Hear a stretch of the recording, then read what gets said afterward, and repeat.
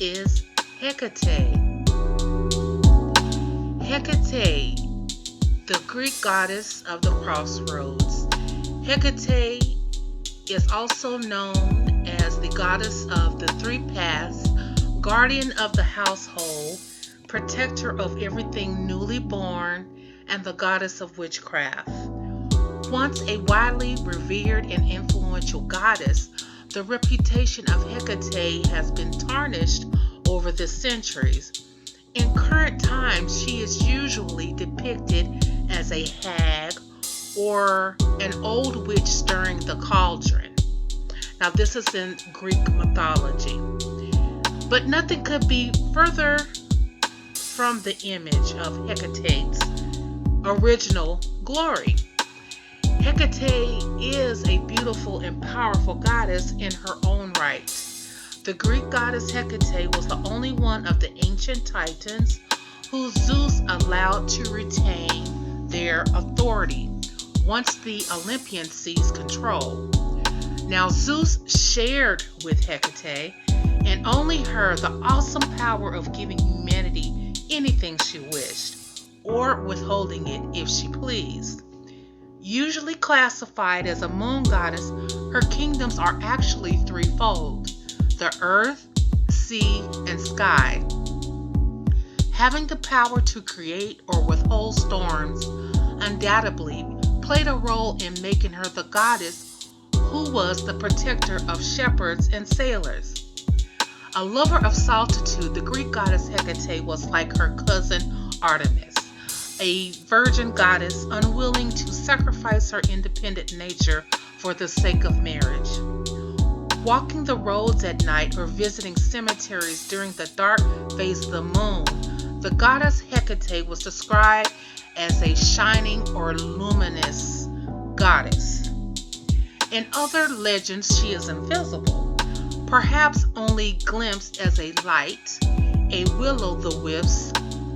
Perhaps it was this luminous quality that marked Hecate as a moon goddess, for she seemed quite at home on the earth.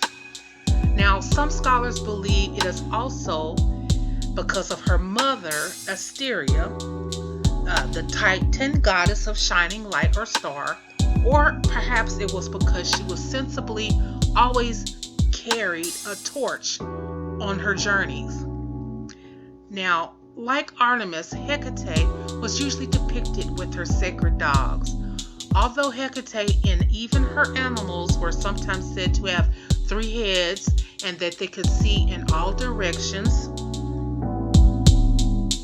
some images are very fearsome indeed. This farsightedness, the ability to see in several directions at once, even the past, present, and future, featured largely in her most famous myth, the abduction of Persephone. For it was the goddess Hecate who saw and told the frantic Demeter what had become of her daughter. The goddess Hecate continued to play an important role in the life of Persephone, becoming her confidant when she was in the underworld.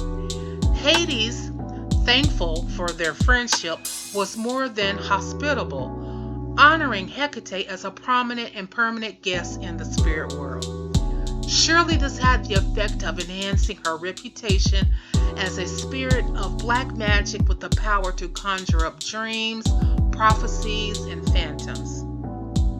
Now, Hecate's ability to see into the other world, or the underworld of the sleeping and the dead, made her comfortable and tolerant in the company of those most who would shun her out of fear or misunderstanding who she was. In her role as Queen of the Night, sometimes traveling with a flowing of ghosts and other social outcasts, she was both honored and feared as the protectress of the oppressed and of those who lived on the edge. In Rome, many of the priests in her sacred groves were former slaves who had been released to work in her service. The goddess Hecate was often accompanied on her travels by an owl, which is a symbol of wisdom. Not really known as a goddess of wisdom per se, Hecate is nevertheless recognized for a special type of knowledge, and it is considered to be the goddess of trivia. Now, Hecate's farsightedness and attention to detail, combined with her extraordinary interest in that which most of us discount as irrelevant or arcane, gave her tremendous powers. She knew what the rest of us did not. Not surprisingly, the people thought it would be best to give the goddess Hecate and any friends that might be accompanying her a lot of honor and a fairly wide berth.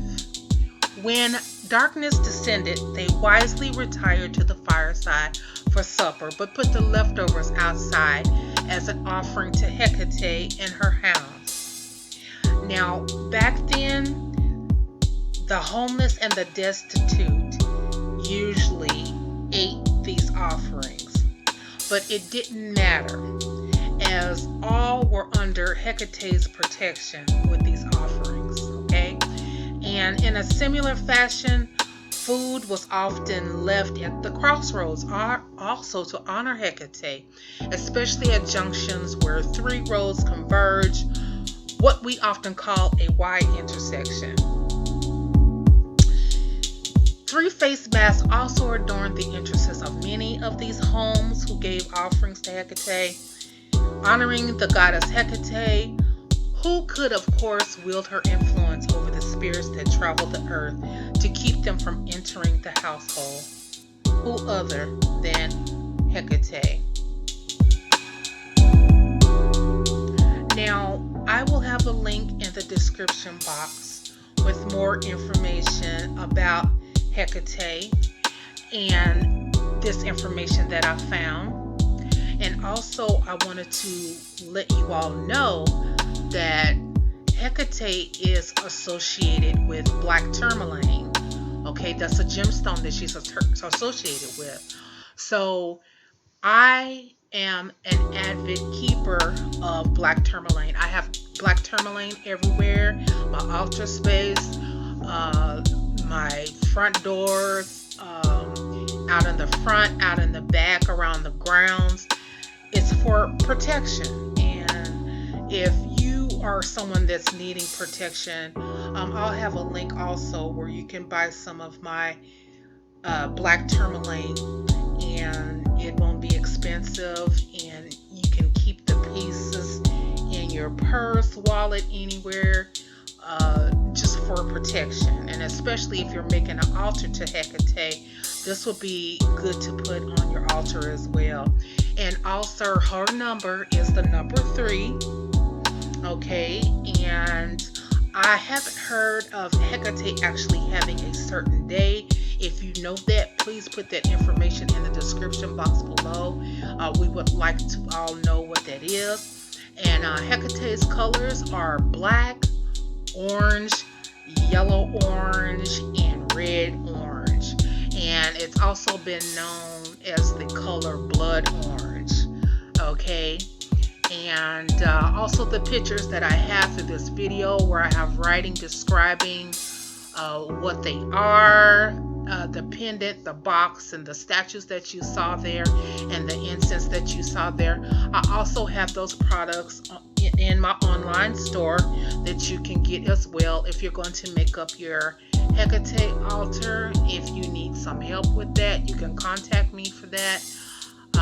Like I said, I'll have links to all of this information in the description box below. If you want to hire me for services, I do also spirit readings. I do root work, spell work, all those different things. The information will be below, and just contact me at highpriestesskathy@yahoo.com or highpriestesskathy@gmail.com. Okay, and thank you all for watching. Bye bye.